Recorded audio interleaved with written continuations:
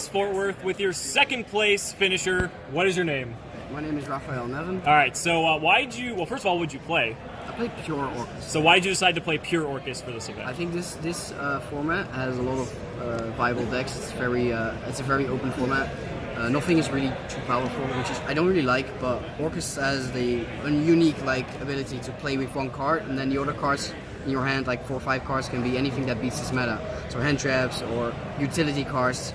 That alone makes the deck really good for long events, because in Switch you just face so many things. You already have stuff in your main deck for, because your engine is so small. Like one normal summon does it all.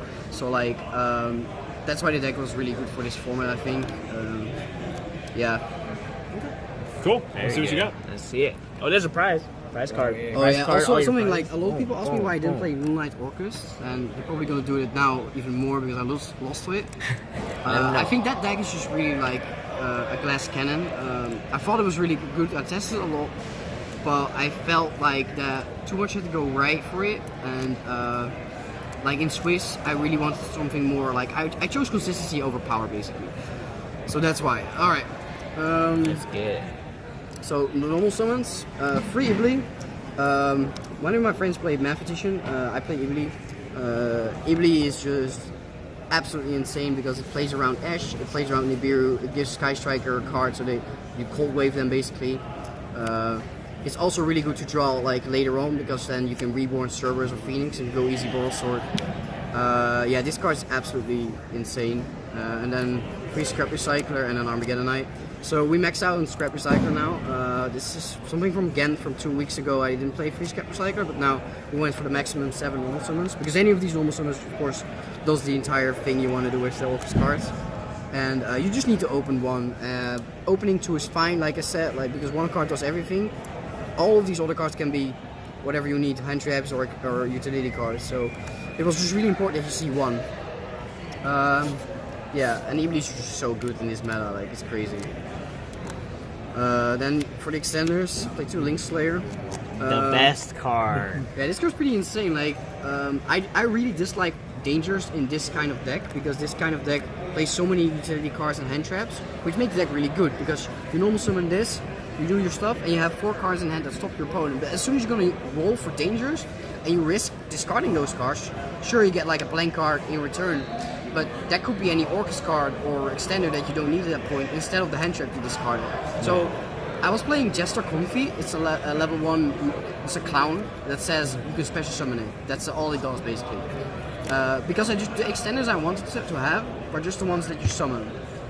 But then on Saturday morning, one of my testing partners from DB, Nash, gave me this card, and he said you have to play this instead of Jester Comfy, because it does a lot more than Jester, which is true. So it is an extender. If you have this in a normal summon, you special this, normal summon that, and then they have to choose what to ash and what to negate. Because if they negate that, then you just of course go Mermaid effect, and if they don't negate that, you have Harp.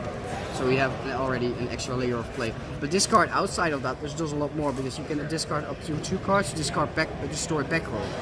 It's also 2000, so it beats over Wolf, and it's a Cyber Dragon, so it's it has way more utility than Jester.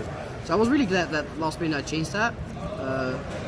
Yeah, this card's pretty busted right now. In a format with a lot of slow decks like Sky Strike, this card is so good against Sky Strike, which it forces them to negate 1, and that's just your special summon.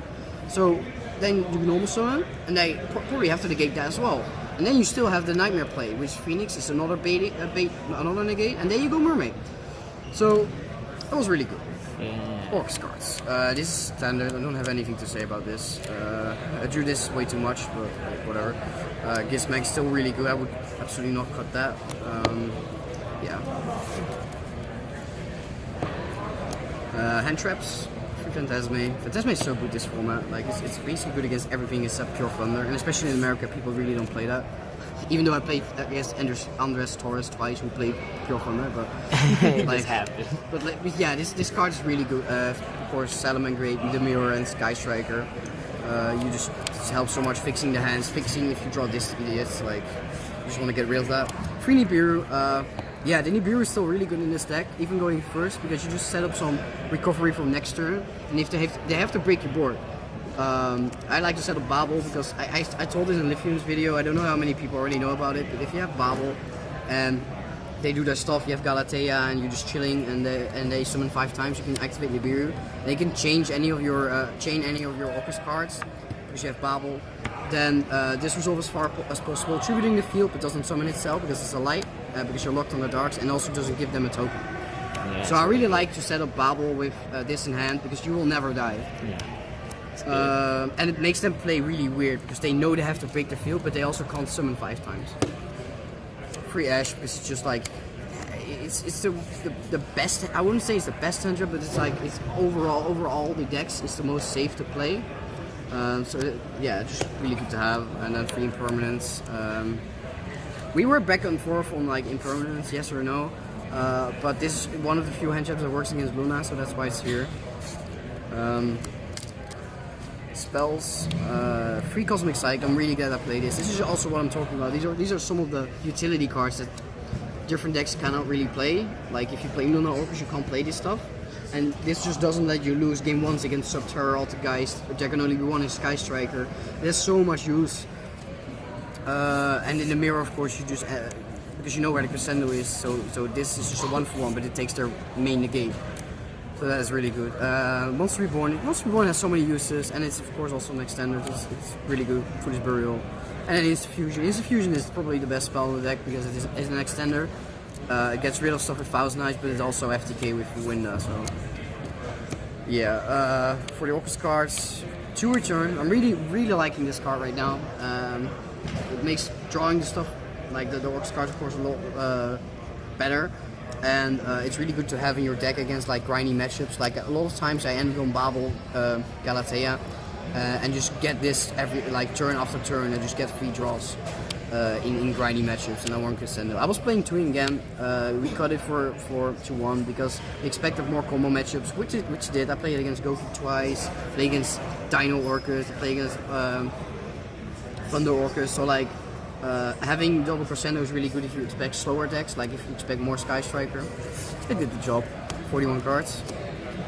Always 41. Always 41. Always 41. So extra deck, the fusions, 2 Dingirsu,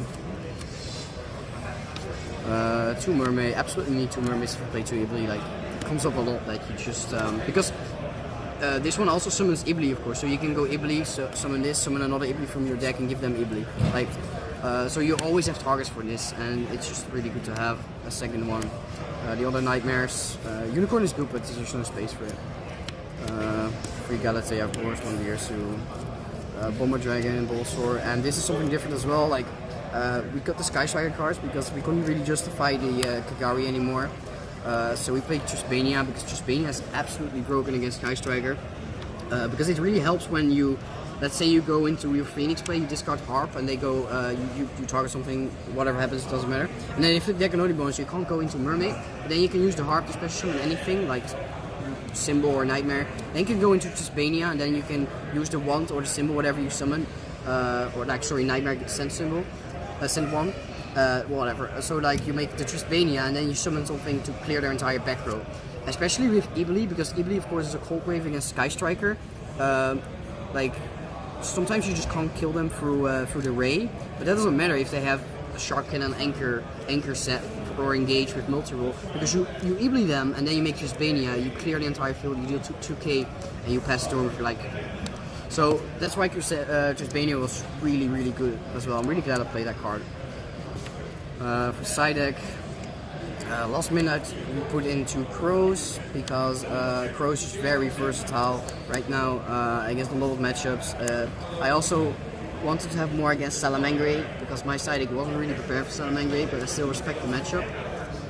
Free Lancia, of course, like nothing to say about the Lancia. Free Goblet of the Grave. So Goblet of the Grave in the main is a bit weird if you go second.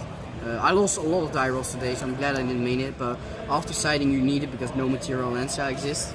And it's also one of the few cards in the mirror that are really good, even if you go second or first, doesn't matter. Because you don't know what your opponent is going to do with you. If they play going second Orcust, which is very popular in America. But Goblet of the Grave is always good because if you go first, it's self-explanatory. If you go second, you can bait out the Symbol, Ding play, or So this is good either way. So and then free mind control. Mind control is busted. Like Salamangre, Mirror, like Thunder Dragons, and free twins, and then Mega Fleet because I wouldn't personally play Cyber Dragon Orcust because I don't think it's that consistent. But I still respect the matchup. Like you can easily lose to it. So I just want to have like one card that does so much against one specific matchup is just too good to play. So that was the side deck. Yeah, shoutouts to my testing circle, Vlad, Luke, Darren, Pierre, the guys who came with me, George, Hassan, the guys from DB, Nash, nice boy, very glad I can talk to you guys. Everyone who supported me, I got so many nice messages over the weekend of everyone supporting me. I'm really sad I couldn't make it for you guys, but next time. And of course, my new team, Team Jobber. Yeah, Mr. Jabba. First YCS playing for them. Glad it worked out. Indeed.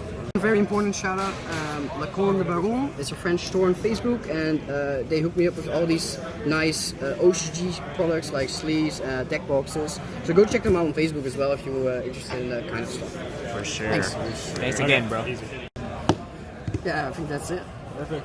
Thanks so much. Oh, Ryan. whoa. One shout out to Nerdy Jersey. Nerdy Jersey. Oh, dang. Superman it, bro. I like it. That's it. Congratulations, Raphael. Congrats, Raph. Appreciate it.